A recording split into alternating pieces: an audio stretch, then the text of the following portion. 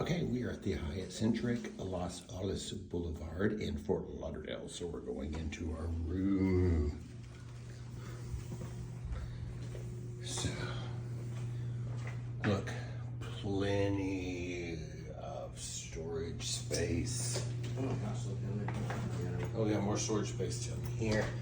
Look, you have your own Keurig coffee maker with different blends already ready for you.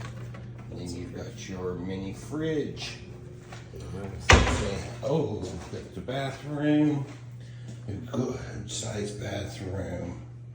But look at the shower. You got the huge rain shower that you can use. Walk-in shower. It's huge. The room is really good size. And look at the bed. Yay. And then you've got a little desk for working.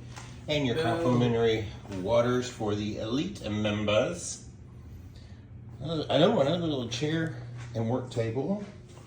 But what is great as well is, look, you've got a walkout balcony. A little sitting area. Look, as I said, we are in Fort Lauderdale. So we've got a little view of the city and skyline. So it's great. We got a little park across from us. Nice.